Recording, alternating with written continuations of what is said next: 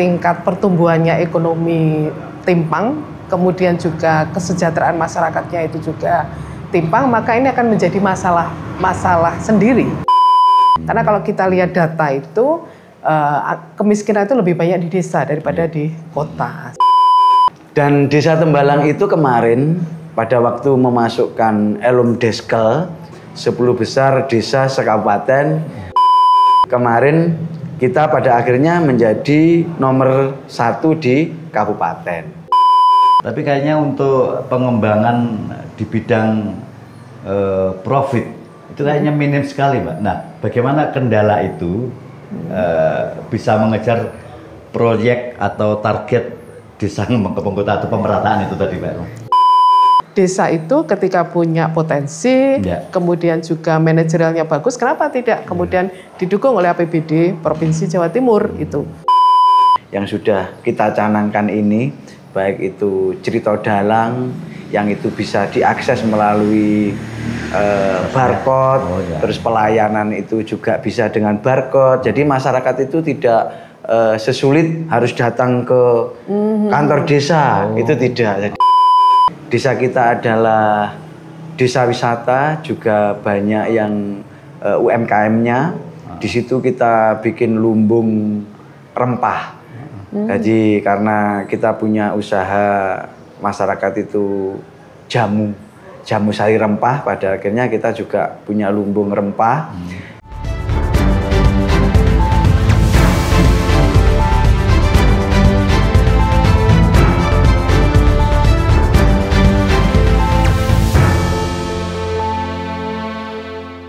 Assalamualaikum warahmatullahi wabarakatuh. Waalaikumsalam warahmatullahi wabarakatuh. ABTV in Podcast. Baik, sahabat ABTV, beberapa puluh tahun yang lalu kita pelajari sejarah tentang revolusi kebudayaan yang ada di Cina, tentang sebuah strategi pengepungan kota melalui desa. Dan revolusi kebudayaan itu berhasil, dan di Indonesia ditiru oleh gerakan Jenderal Sudirman melalui istilahnya gerilya. Beberapa puluh tahun kemudian, istilah desa mengepung kota ditransformasikan, disesuaikan dengan sebuah kebijakan-kebijakan ekonomi, di mana pembangunan tidak hanya berpusat kepada kota, tapi dimulai dari desa terluar. Dan pada kesempatan ini, kita berbahagia sekali karena ada dua narasumber hebat yang akan kita ajak bincang-bincang tentang apa sih sebenarnya atau bagaimana sebenarnya desa itu bisa mengimbangi atau setidaknya mengejar apa yang terjadi pada sebuah sentra-sentra ekonomi di kota, bagaimana desa-desa itu tidak terlalu ketinggalan.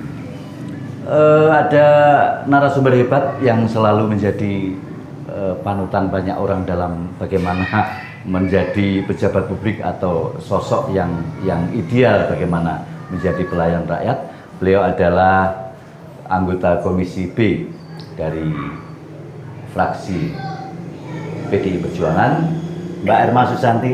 Apa kabar, Mbak Erma? Baik, Assalamualaikum warahmatullahi wabarakatuh. Waalaikumsalam warahmatullahi wabarakatuh. Juga ada kepala desa yang akhir-akhir ini menjadi selebritis, viral karena berhasil membawa nama Blitar, khususnya desa Tembalang, menjadi juara umum lomba desa tingkat provinsi di antara sekian ribu pesaing lainnya. Alhamdulillah beliau mendapatkan hadiah atau juara umum.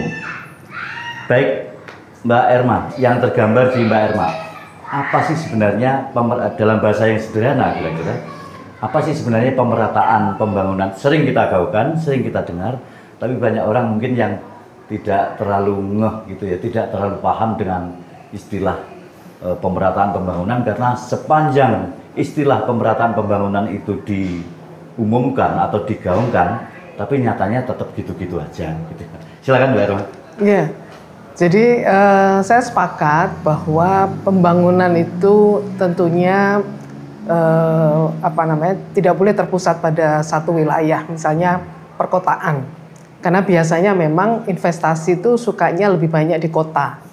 karena mungkin di situ ada gula yang kemudian semutnya ke situ semuanya, sehingga akhirnya dalam entitas mungkin kita ngomong provinsi ya, itu kemudian ketimpangannya tinggi antara satu wilayah, satu kabupaten dengan kabupaten yang lain.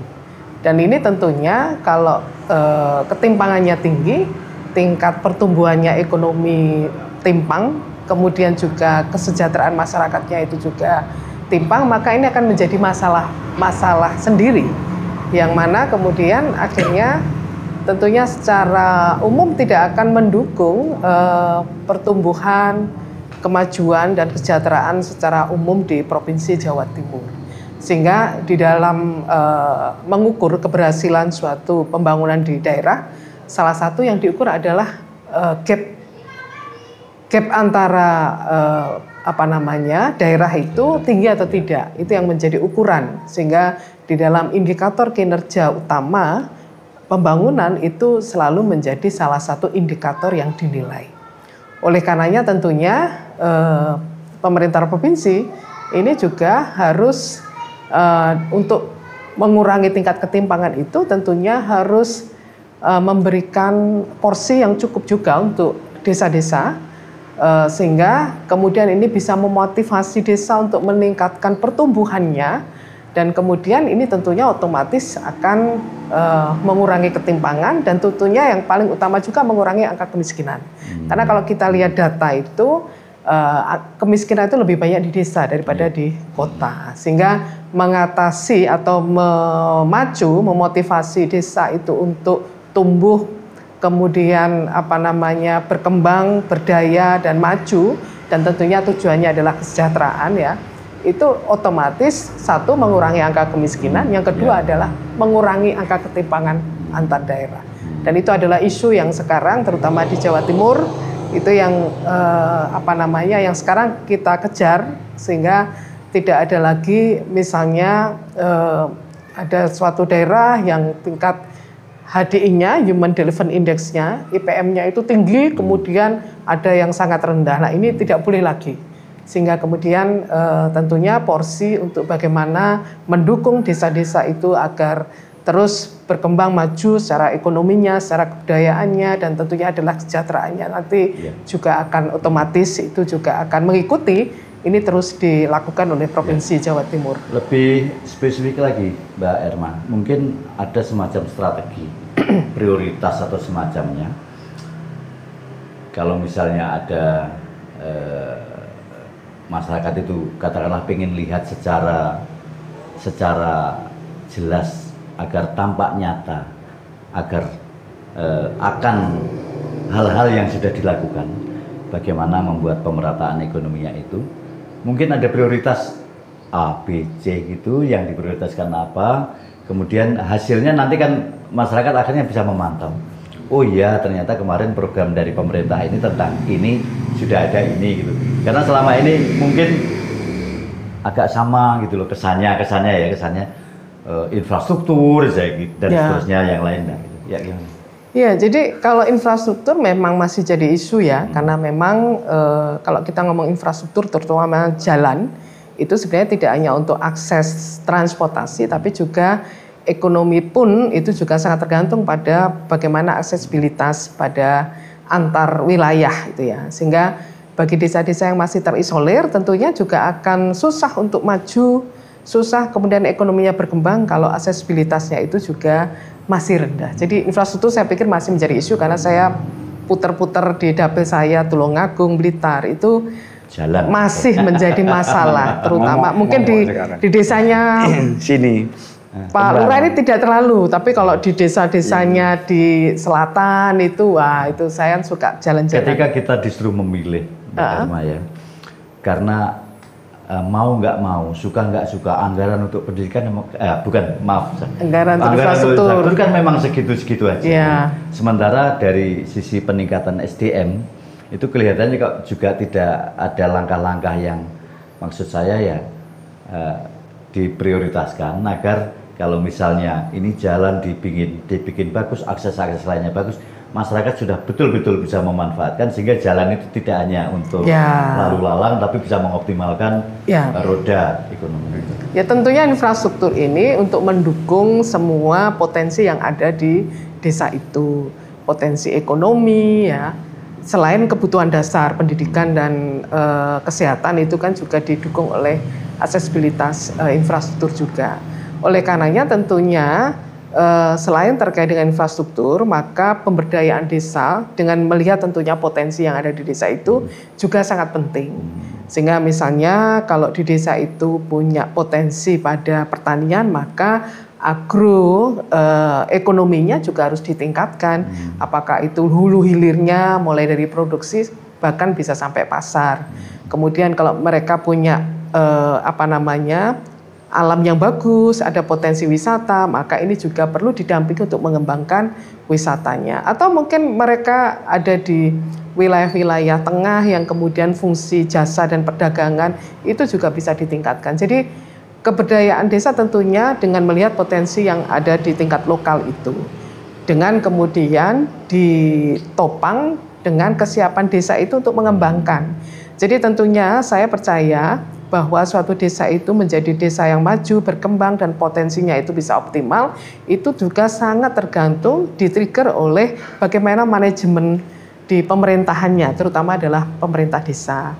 Jadi bagaimana kemudian kepemimpinan dari kepala desanya, bagaimana kemudian semua perangkat desa itu mendukung itu, bekerja keras untuk bersama-sama dengan masyarakat untuk mendukung segala hal terkait dengan upaya-upaya untuk menuju keberdayaan, upaya-upaya untuk meningkatkan ekonominya, itu juga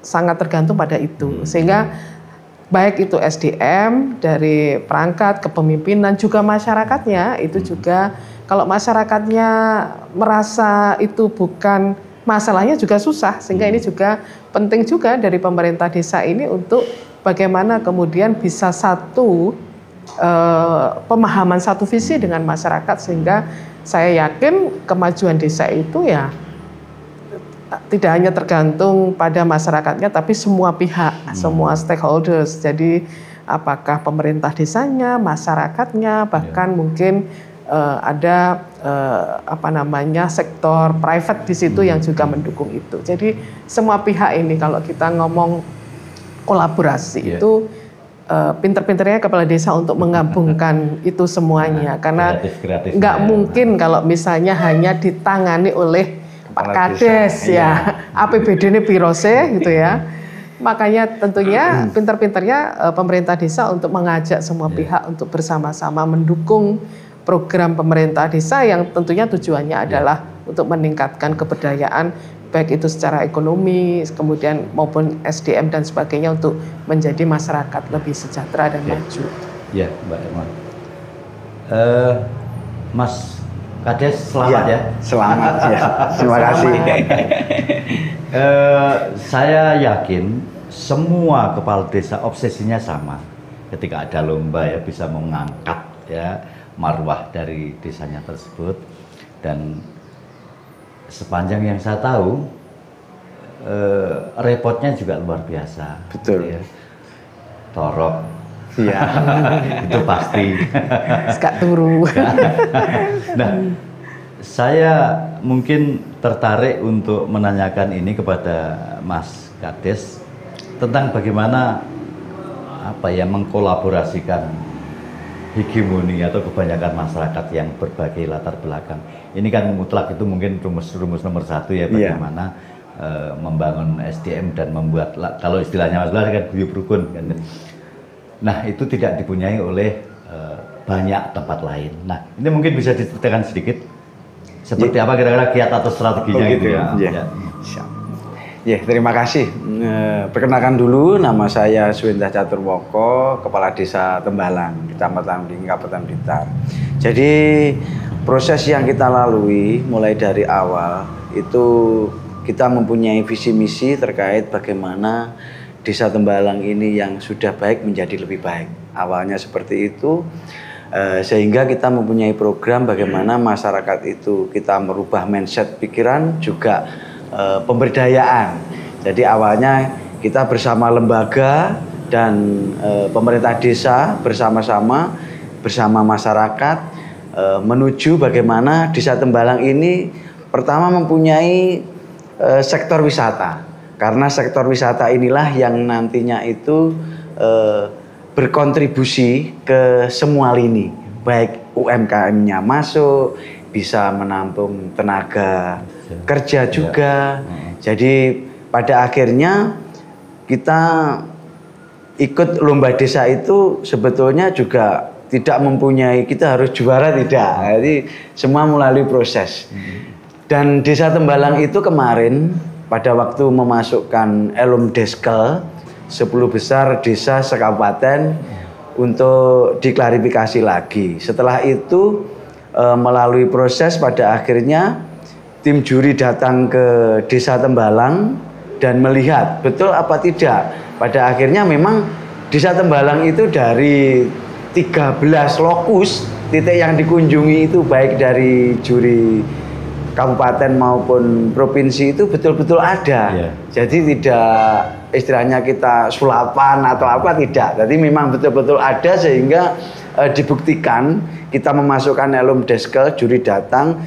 Jadi betul-betul ada, hanya kita bersama masyarakat itu bagaimana memoles dari yang mungkin kekurangannya supaya menjadi lebih baik, lebih indah dan sebagainya. Nah, dari segi itu kemarin kita pada akhirnya menjadi nomor 1 di kabupaten, sehingga untuk melangkah selanjutnya ke tingkat provinsi.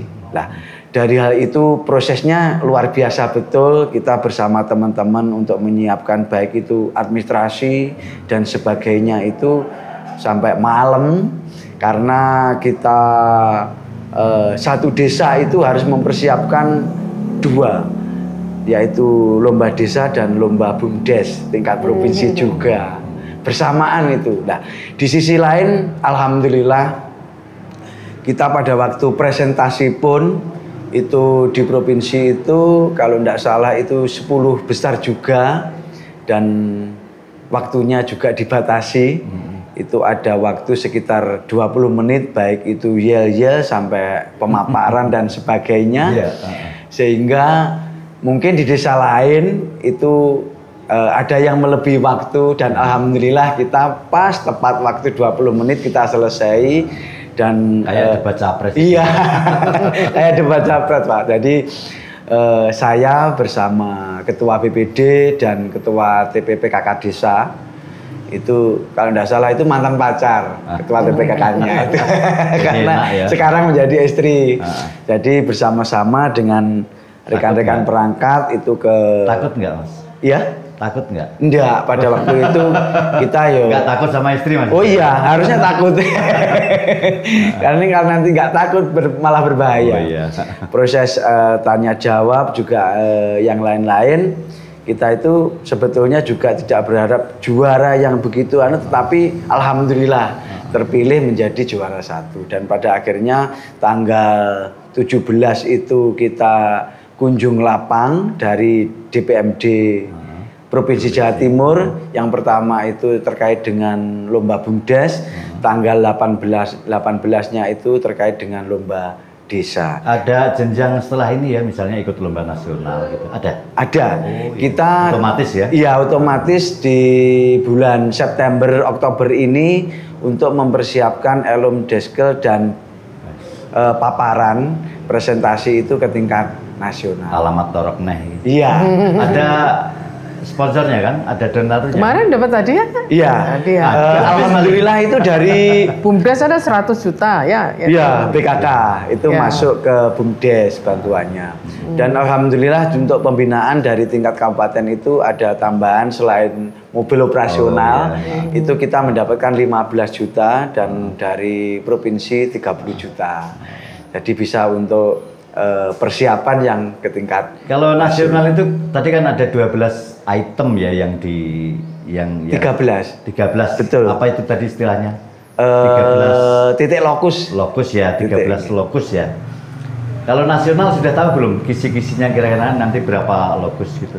Alhamdulillah kita kemarin sesuai dengan arahan dari provinsi itu tetap 13 lokus yang harus kita siapkan. Jadi cuma nanti kita menunggu pendampingan dan pembinaan dari DPMD Provinsi bersama dengan Kabupaten. Keren ya. Kalau mungkin tahun 80-an, 90-an, lomba desa tingkat kecamatan aja repotnya kayak gitu. Dulu kan ada, saya ingat itu, kecil itu, pagar dari bambu dihias-hias gitu. Sesederhana itu ya dulu ya. Baik, sahabat APTV, tetap masih bersama APTV in Podcast. Kita lanjutkan. Ada Mbak Erma di sini, salah satu anggota fraksi dari PDI Perjuangan di Komisi B. Jawa Timur. Jawa Timur, ya. Kembali lagi ke bagaimana mengelola, Mbak. Bagaimana mengelola pemerataan ini bisa betul-betul merata.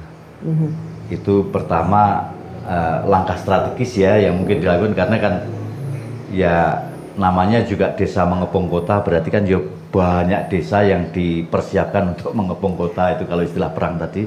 Kalau istilah ekonomi lebih kompleks lagi, ketika anggaran terbatas, diperlukan manajemen yang maksimal, strategi-strategi prioritas yang pas juga, karena kebanyakan kita lihat juga, mohon maaf ini bukan, tidak ada hubungannya dengan Tembalang, banyak satu periode kepala desa itu peninggalannya apa? Kadang cuma tugu aja.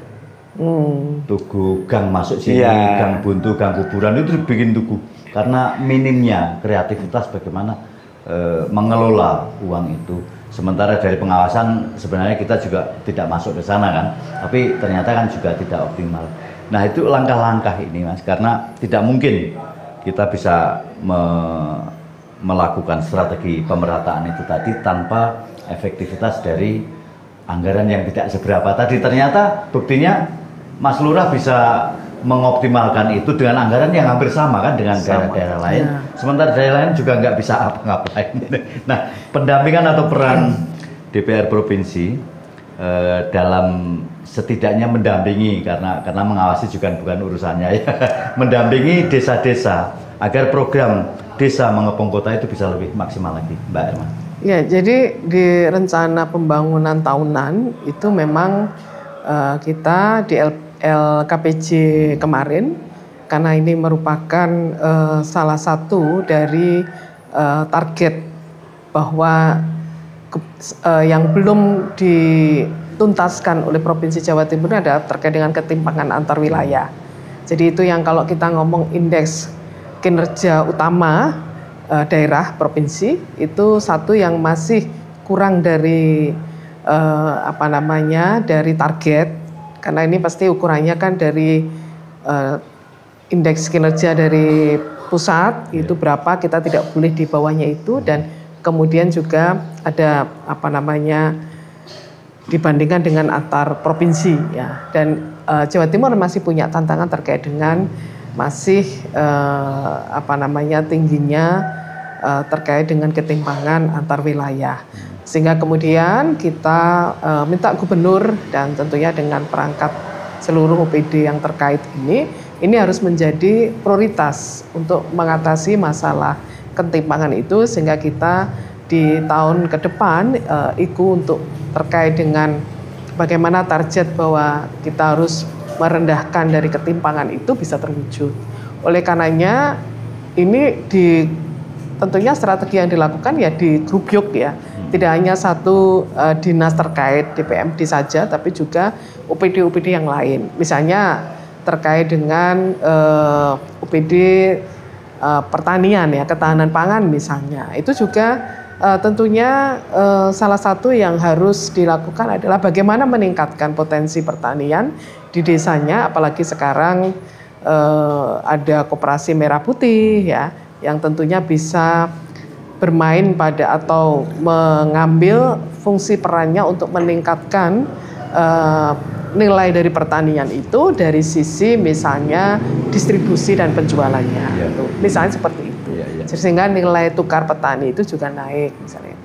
Kemudian juga dari yang lain-lain. Jadi selama itu adalah program untuk mendukung bagaimana potensi yang ada di di desa itu apakah pertanian, apakah perikanan, apakah wisata, semua OPD yang terkait itu adalah ditugaskan untuk mendukung itu. Kalau misalnya kita kembalikan lagi kepada proporsi, anggaran desa itu 20% harus ini, 15% harus ini, dan seterusnya kan, ada komposisinya di situ.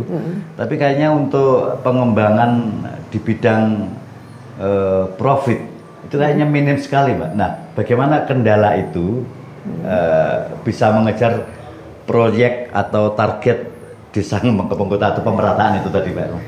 Ya, jadi makanya harus pintar-pintar kepala desa itu tidak hanya memimpin daerah, tapi juga menjadi manajer pengelolaannya. Jadi harus paham SWOT misalnya. Kayak manajer itu kan dia untuk melihat tantangan untuk bagaimana kemudian kalau perusahaannya itu bisa menghadapi tantangan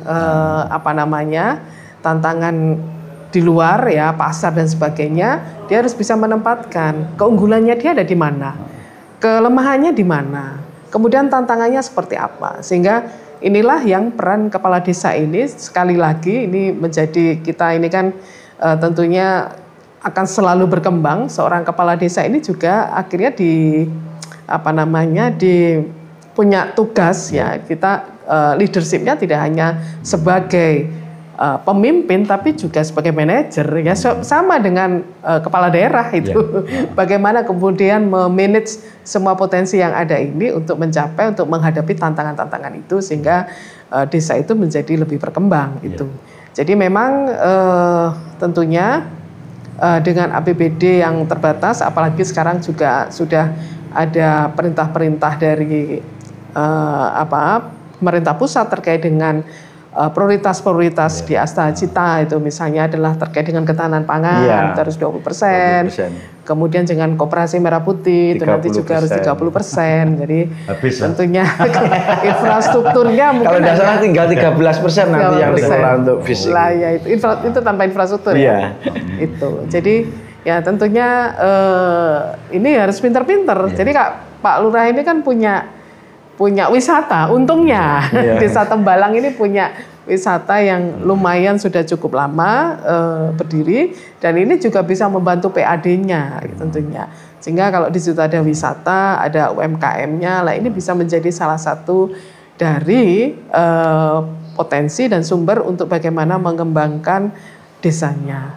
Tentunya Jawa Timur pun, karena saya kebetulan anggota DPR di Provinsi Jawa Timur, itu juga melalui peran kita untuk memastikan bahwa desa itu ketika punya potensi, kemudian juga manajerialnya bagus, kenapa tidak kemudian didukung oleh APBD Provinsi Jawa Timur itu, untuk kemudian tentunya tidak menjawab semua masalah, tapi untuk menjadi trigger, untuk menjadi bagaimana mengungkit yang potensi-potensi yang ada. Jadi ini tentunya peran provinsi, tapi juga termasuk peran pemerintah pusat ya, sinergi, dan Pak Lurah ini kudu pinter-pinter untuk bagaimana kemudian mengakses itu, memastikan dengan prestasi tentunya. Harapannya kan seperti itu kan. Tidak hanya lomba menerima piala selesai enggak, tapi ini benar-benar memang ini adalah upaya atau memang itu yang terjadi, artinya bahwa penilaian juri kurasi itu kan biasanya memang berdasarkan harus gini lah. Tentunya harapannya itu memang di lapangan seperti itu. Bagaimana masyarakat mendukung, bagaimana masyarakat guyup, bagaimana masyarakat menganggap ini adalah masalah, dan tentunya harapan visinya untuk bagaimana membangun desa Tembalang dengan baik untuk tujuan tentunya kesejahteraan masyarakat desa. Saya kira memang harus ada semacam langkah-langkah semangat yang terus-menerus dari semua pihak agar program yang dicanangkan dari beberapa puluh tahun yang lalu bahwa pemerataan ekonomi itu segera cepat bisa dikejar lah, karena desa dapat dana juga baru tahun kemarin kan, dana desa pusat kayak gitu. Terus Mas Lurah mungkin bisa dikasih bocoran ini. Kalau provinsi kan jelas ya, seperti itu. Kapan menganggap ini sound horeg? Kemarin kita. Syukuran. Iya. Enggak, maksud saya kalau misalnya itu provinsi sudah Iya. yang menang, ketika ikut lomba ke tingkat yang Nasional. jauh lebih tinggi lagi kan diperlukan juga langkah-langkah yang beberapa langkah setelah ini. Jadi tidak ada satu step gitu. Nah itu mungkin ada strategi khusus dan mungkin juga ada bocoran dari DPMD apa hal yang perlu menjadi, tidak mungkin 13 lokus tadi dibesarkan semua, kan ada prioritas mungkin saya kira ya. Dan prioritas ini bisa menjadi andalan ya ketika nanti ada penilaian-penilaian seperti itu. Mungkin ada strategi khusus ini gimana ini bersaing di tingkat nasional ini. Ya, terima kasih. Intinya kalau yang kita siapkan pertama itu terkait dengan administrasi. Jadi terobosan administrasi bagaimana dengan digitalisasi modern ini kita harus menjemput bola. Kita berusaha melewati program yang sudah kita canangkan ini, baik itu cerita dalang yang itu bisa diakses melalui barcode, terus pelayanan itu juga bisa dengan barcode. Jadi masyarakat itu tidak sesulit harus datang ke kantor desa, itu tidak. Jadi memang kita punya kedepannya itu tadi bisa disampaikan smart desa ya, smart ya. Jadi kita menjemput bola dengan kemampuan digitalisasi masyarakat sekarang itu bagaimana.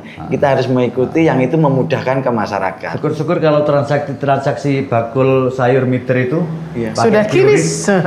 Ya. Itu dan karena ini ukuran ya standar itu.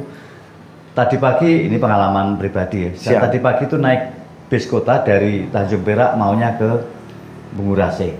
Saya kan orang tua, nggak ngerti kalau bayarnya bis kota itu sekarang pakai kuris. Ya agak malu-malu dikit sih sebenarnya. Tapi ya apa boleh buat, kita kan banyak akal kan gitu.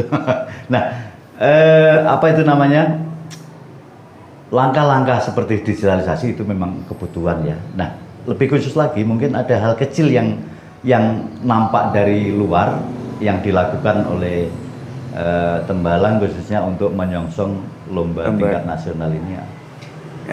Kemarin saya koordinasi dengan lembaga yang ada, terus sesuai dengan canangan dari pemerintah pusat terkait dengan ketahanan pangan. Nah, di sisi lain desa kita adalah desa wisata, juga banyak yang UMKM-nya. Di situ kita bikin lumbung rempah. Jadi karena kita punya usaha masyarakat itu jamu sari rempah, pada akhirnya kita juga punya lumbung rempah.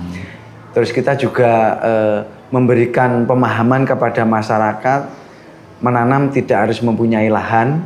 Kita nanti persiapkan mulai saat ini atau yang kemarin pun juga itu sudah masyarakat kita mewajibkan kepada setiap rumah itu menanam minimalnya 20 polybag. Baik itu sayur-sayuran dan mewajibkan ya, dan disepakati. Jadi kita siapkan memang betul-betul, walaupun kalau dibandingkan dengan Batu yang cuacanya dingin, di sana sayur, kita juga mempersiapkan. Jadi satu wilayah di Dusun Galor itu semua warga juga menanam sayur.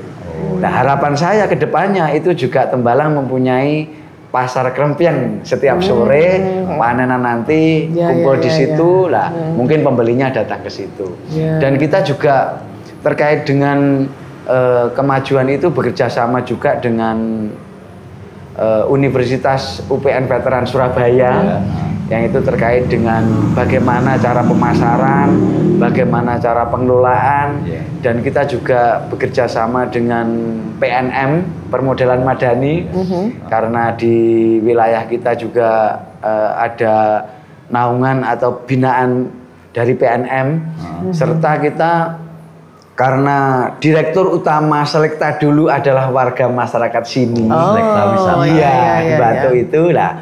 yang kita adopsi adalah dari Selekta dan beliaunya sangat peduli betul dengan kampung halamannya walaupun sekarang sudah tidak di sini. Jadi beliaunya itu terkait pembinaan kepada masyarakat, bagaimana pengelolaan wisata dan yang lain-lain tetap saya berharap dan beliaunya juga bahkan bukan dari Pak Rusdi yang itu mantan Direktur Utama Selekta. Dari Direktur Utama sekarang baik itu komisarisnya dan yang lain-lain itu sering datang ke sini memberikan wawasan kepada masyarakat. Ya, ternyata Mbak Irma, barusan ada bocoran dan ketahuan bahwa Mas Lurah mengikuti segala proses perkembangan ini dengan kualitas SDM. Betul. Itu ya? Iya, itu yang paling sulit ternyata. Mbak Irma, mungkin ada kesimpulan yang bisa kita ambil tentang mindset yang ada di masyarakat bahwa sebuah kawasan, desa katakan, itu bisa maju kalau di situ industrinya juga ada masuk. Industri kan otomatis biasanya mikir-mikir itu pabrik dan semacamnya. Nah, ini mungkin Mbak Irma bisa memberikan semacam hal untuk mengcounter itu bahwa ada banyak hal lain yang bisa dikembangkan tentang potensi-potensinya. Kemudian juga bagaimana kreativitas decision maker ya, kepala desa dalam hal ini kolaborasi dengan bisa betul-betul bisa menyatu sehingga program-program ini bagaimana pemerataan ekonomi bisa berjalan dengan baik. Iya, jadi tentunya desa ini investasi itu akan datang kalau desa ini berbenah. Kemudian juga tahu potensinya, kemudian juga tentunya keguyupan, semua warganya mendukung, dan tentunya adalah memang di manajeri atau dikelola dengan baik ya, karena tadi kita harus ngomong sekarang perkembangannya adalah tentunya harus digital karena tidak bisa lagi tidak mengikuti itu, sudah keharusan karena kemajuan zaman, maka juga desa itu juga harus berbenah menjadi desa yang smart, bisa memanfaatkan teknologi informasi untuk bagaimana mengembangkan desanya. Dan ini kalau desanya itu kemudian maju dan tahu potensi dan sebagainya, otomatis pasti investasi itu akan datang.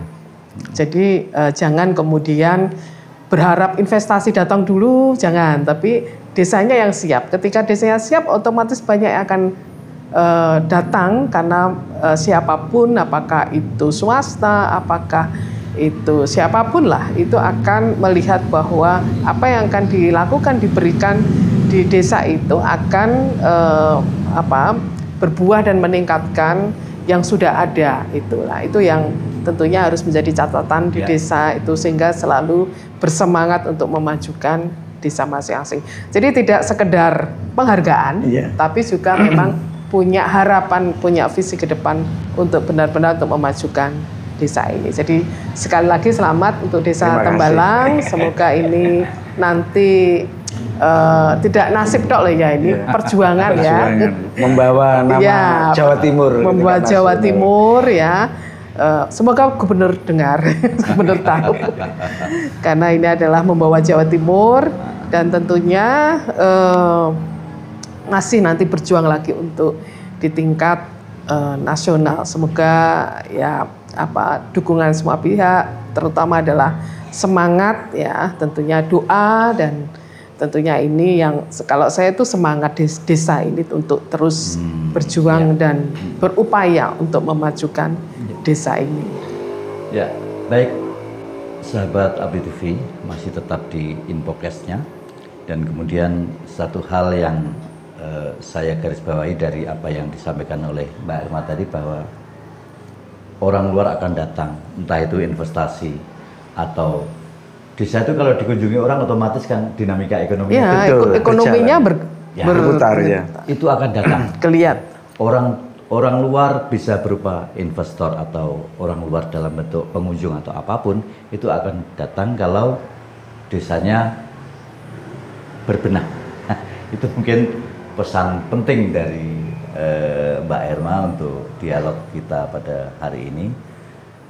dan kemudian kita doakan bersama-sama Tembalang yang menjadi wakil dari Blitar dan Jawa Timur berperang dan berkompetisi di tingkat yang lebih tinggi lagi, dan saya yakin beliau akan menjadi inspirasi bagi banyak kepala desa yang lain. Amin. Baik, terima kasih. Sampai jumpa. Assalamualaikum warahmatullahi wabarakatuh. Waalaikumsalam warahmatullahi wabarakatuh.